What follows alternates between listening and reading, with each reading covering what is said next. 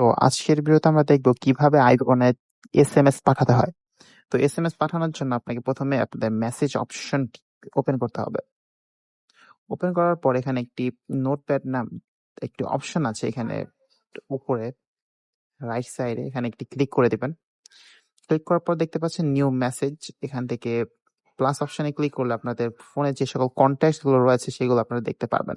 আপনারা যদি এখান থেকে কাউকে এসএমএস পাঠাতে চান তাহলে জাস্ট একটি ক্লিক করে দিলেই এখানে অ্যাড হয়ে যাবে। আপনারা সেটা মাল্টিপল সিলেক্ট করতে পারবেন। মাল্টিপল একই যদি মেসেজ পাঠাতে হয় তাহলে এখান থেকে আপনি সিলেক্ট করতে পারবেন।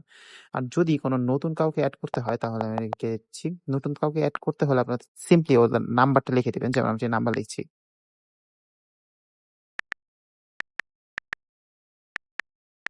তো দেখছেন এই যে নাম্বারটি রয়েছে, এই নাম্বারটিতে যদি আমি একটি ক্লিক করি তাহলেই এখানে নাম্বারটি অ্যাড হয়ে যাবে। এখন আমি যে কোনো এসএমএস যদি পাঠাই, যেরকম আমি যদি হাই লিখে পাঠাই, হাই লিখে এখানে যে সেন্ড অপশনে ক্লিক করবেন তাহলেই মেসেজটি সেন্ড হয়ে যাবে।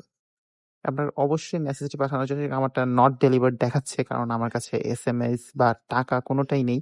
আপনার অবশ্যই অ্যাকাউন্টের টাকা বা এসএমএস এর জন্য যা দরকার সেটি আপনি পূরণ করে রাখবেন, তাহলে আপনাদের এসএমএসটি সিম্পলি সেন্ড হয়ে যাবে। তো এভাবে আপনারা চাইলে খুবই সহজেই এসএমএস আদান-প্রদান করতে পারবেন। ধন্যবাদ।